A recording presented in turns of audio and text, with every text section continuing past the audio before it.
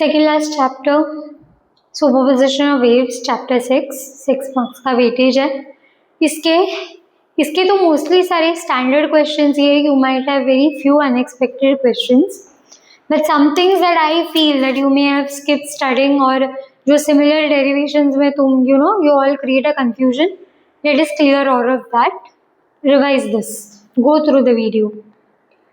पहला question, what is the basic difference between mechanical waves and EM waves? Mechanical waves they need a medium to travel, electromagnetic waves they don't require a medium to travel. So in this chapter we are not studying EM waves, we are studying mechanical waves, progressive waves and stationary waves. इसको medium लगता है. Short note on superposition of waves, you study characteristics and all, but superposition of wave का derivation भी पढ़ते हो, but उसके पहले text book में एक पैराग्राफ है कि what is superposition of waves. You generally tend to skip that, but पढ़ना, ये मेरे को लग रहा है कि नोटबुक में लिखा है कि नहीं पता नहीं रहेगा तो pause the video and note it down. When two or more waves traveling through a medium pass through a common point, each wave will produce its own displacement independent of presence of other wave. Actual life में waveform is distorted because of another wave, because of interference, but यहाँ पे we are assuming in superposition कि हर एक wave अपना खुद का displacement produce करेगा. Resultant displacement is equal to the vector sum of displacements of individual wave at that point. There is no change. Superposition में हम क्या मानते हैं कि there is no change in shape and nature of the wave due to superposition. This principle is applicable to all types of mechanical waves. ठीक है, तो ये नहीं है तो please note it down. Point of maximum pressure, तुम stationary wave का definition पढ़ लेते हो, डिफाइन नोड एंटी नोड पढ़ लेते हो, but this is a repeated MCQ कि what is the point of maximum pressure change, node पे होता है या एंटी नोड पे होता है. तो नोड पे the displacement is 0 but pressure change is maximum, all particles get crowded there, तो maximum pressure change. Anti node में you have minimum pressure change. Please remember this for MCQs. Repeated MCQ है कि node पे pressure change is maximum, anti node पे it is minimum. Distinguish between harmonic and overtones, ये तो तुम सब पढ़ते ही हो, but also study distinguish between free and forced vibration. Along with that also study definition of resonance, कि when vibration of external frequency matches with natural frequency of the object there is resonance, and resonance पे क्या होता है, amplitude becomes too large. ठीक है, this you already have, बहुत simple है, go through that. What is an organ pipe? आजकल तो सेक्शन ए में कुछ भी पूछता है, तुमने vibration of closed pipe, open pipe जो भी किया है, ऑल दैट, वो डिवाइस का, वो इंस्ट्रूमेंट का नाम क्या था, it is an organ pipe.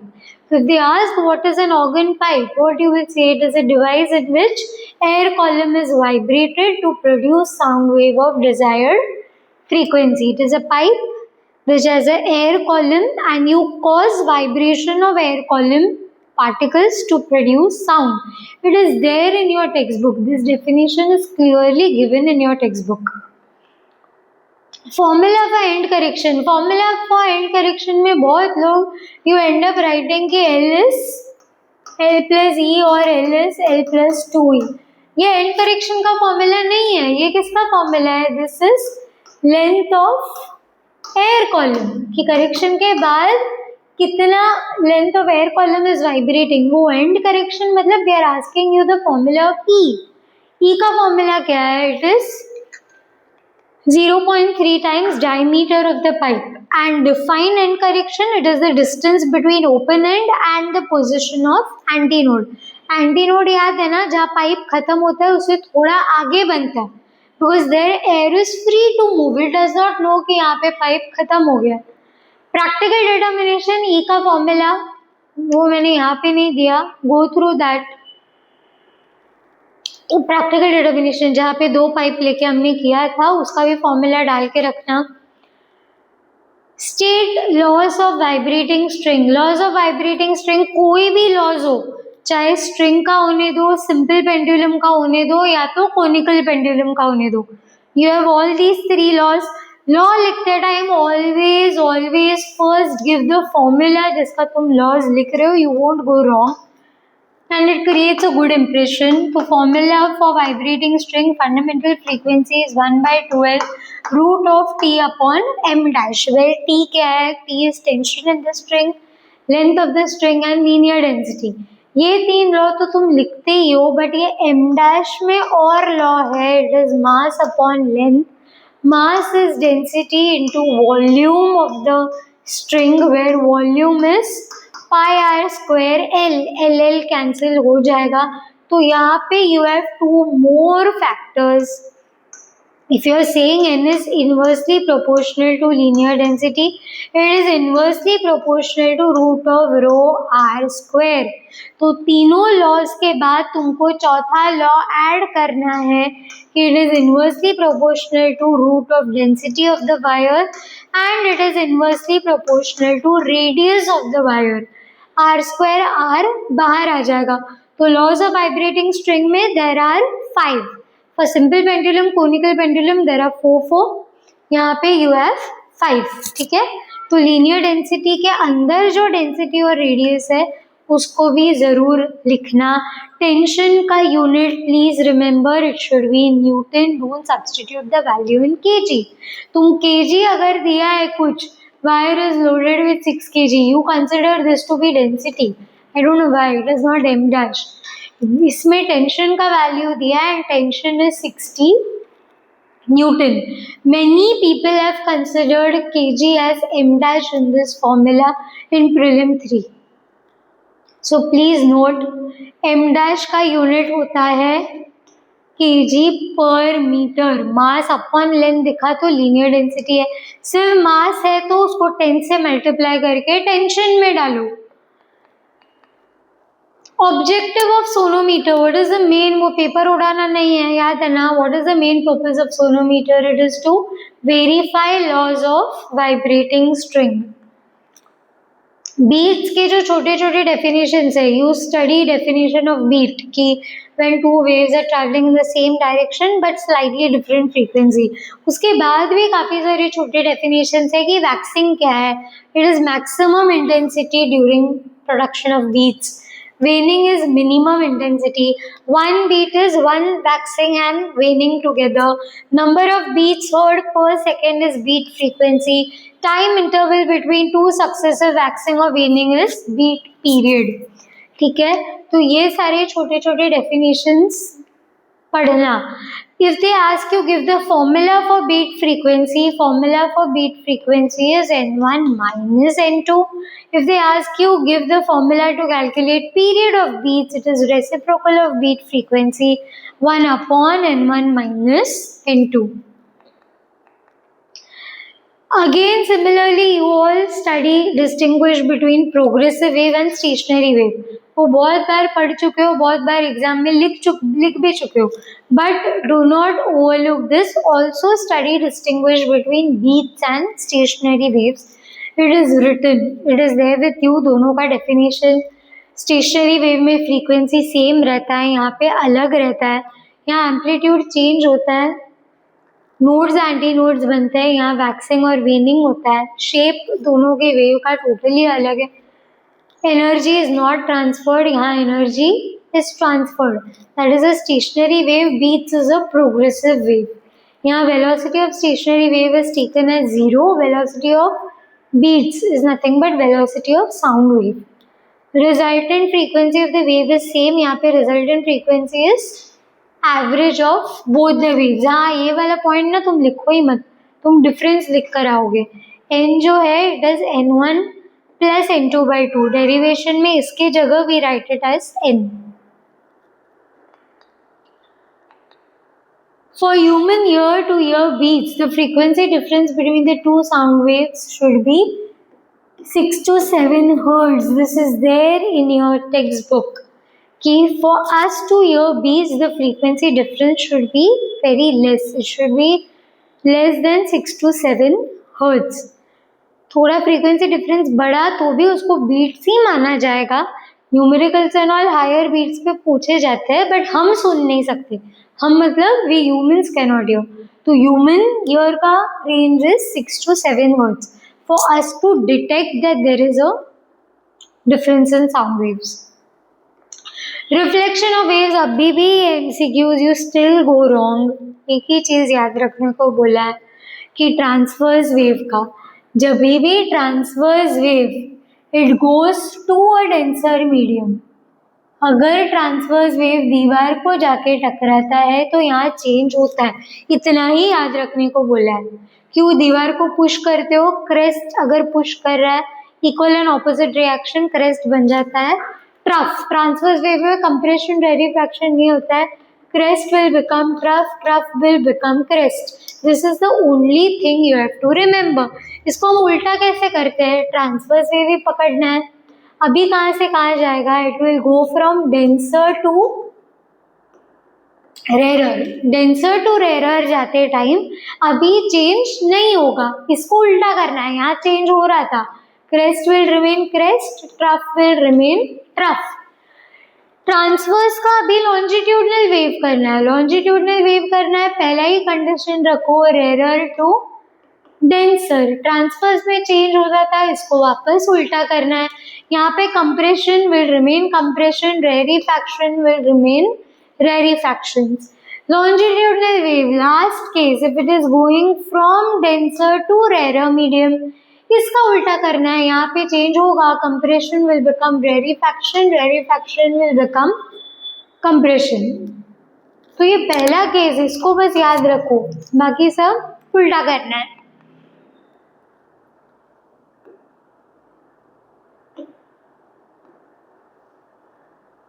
यहाँ पे टैबुलर फॉर्म में तुमको भी बना के दिया है. First column you have to remember कि longitudinal wave when it is going from rarer to denser medium, crest will become trough.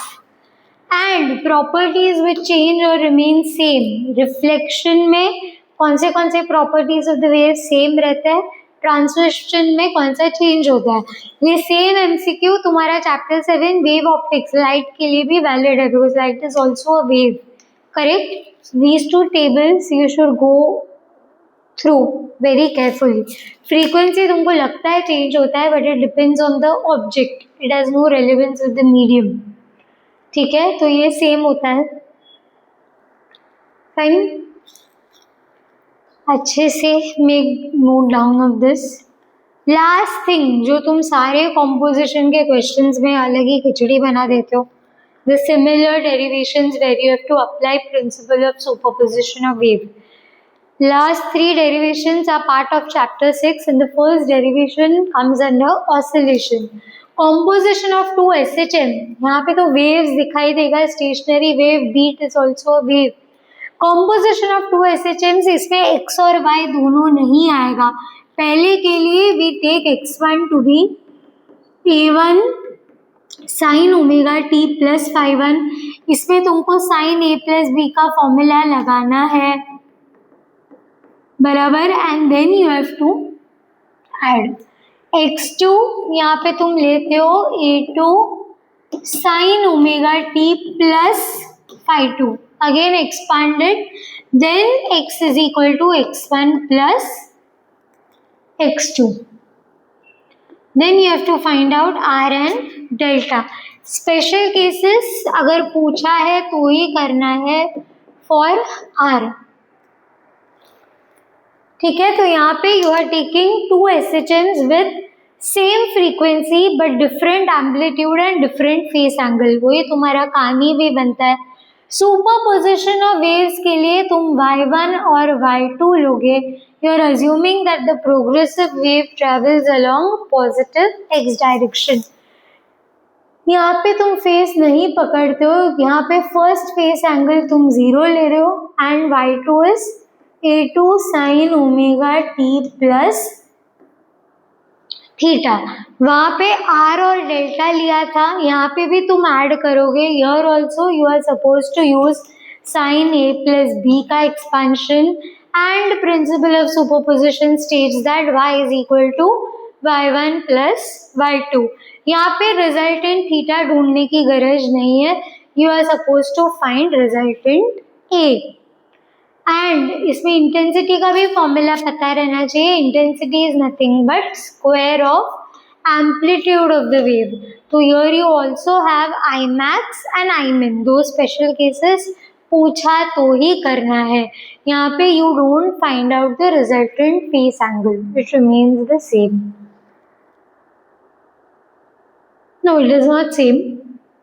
ठीक है, यहाँ पे you are assuming two waves of different phase angle and different amplitude. ठीक है, ये दोनों derivation का प्रोसीजर एग्जैक्टली सेम है. सिमिलरली स्टेशनरी वेव और बीट्स का भी derivation procedure is exactly same. Third, stationary wave के लिए तुम you take two progressive waves travelling in opposite direction. यहाँ पे बड़ा ए नहीं आएगा, दोनों का एम्पलीट्यूड रिमेन सेम. रिजल्टेंट में ए और ए मिलके बड़ा एम्पलीट्यूड बनता है. Here you take sine omega t minus k x और यहाँ पे तुम लेते हो sine omega t plus k x. Then यहाँ पे you use sine c plus sine d का formula. Sine a plus b क्या है? Sine a cos b plus cos a sine b. Sine c plus sine d क्या है? 2 sine c plus d by 2 cos c minus D by 2.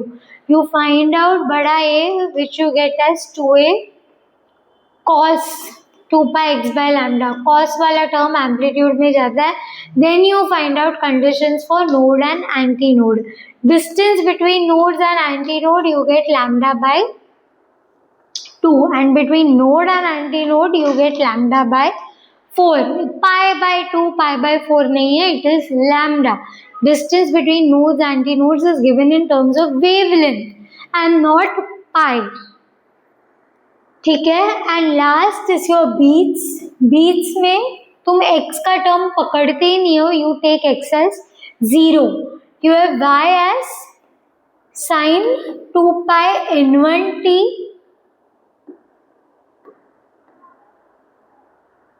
थोड़ा छोटा लिखती हूँ. You take y1 as छोटा a sin 2 pi n1 t and y2 you take as a sin 2 pi n2 t. The only derivation where frequencies is different. पहले तीनों में दोनों displacements का frequency was same. यहाँ पे भी you are supposed to use sin c plus sin d and यहाँ बड़ा a बनता है 2a cos 2 pi n1 minus n2 by 2 into t. ठीक है, उसके बाद you can cancel out that 2 and 2. Fine, so these are the similar derivations and using any one condition. अगर तुमको derive time period या derive frequency of beats बोला है, you can either use condition of waxing or you can use condition of waning. You will always get NB is N1 minus N2. पहले time मिलता है, उसका reciprocal is nothing but frequency. Fine, तो ये चारों derivation साथ में ही पढ़ना. ठीक है, चारों डेरिवेशंस लिख के प्रैक्टिस करो. Along with this, you obviously you are supposed to study closed pipe, open pipe and string. Closed pipe and open pipe में भी the common mistake that you do is the derivation somehow you end up doing it correctly, but diagrams में the position of node, antinode वो पता रहना चाहिए कि open pipe है तो open ends पे हमेशा antinode बनेगा, closed end पे always you will get node. And last thing that you have to remember in this chapter is तो स्ट्रक्चर ऑफ एटम न्यूक्लियर आ गया. लास्ट थिंग जो तुमको याद रखना है that is for pipe closed at both ends. इसका formula is exactly same as pipe open at both ends. ठीक है, सेम एज स्ट्रिंग. इसका डेरिवेशन नहीं है बट दोनों क्लोज्ड है, तो again you will get all harmonics, fine, n2 n3 and so on. So closed at both ends, the question is not wrong. Closed at both ends, you will use all the formula that are applicable to open pipe or that are applicable to string. Closed और open pipe के derivation में बड़ा L आता है, string में छोटा L आता है. String में there is no need for using end correction. End correction does not exist. यहाँ पे बड़ा L लोगे तो भी गलत नहीं मिलेगा, but यहाँ पे you have to show both the L. छोटा L is length of the pipe and बड़ा L is length of air column. Fine, here we complete chapter 6 and ये चारों derivations बाजू बाजू में रख के ही पढ़ना, ठीक है. एंड बाकी तो you cannot by heart this derivation. x1 x2 y1 y2 ये तीनों का वो ही लिख लिख के प्रैक्टिस करो कि किसके लिए कौन सा लोगे तुम.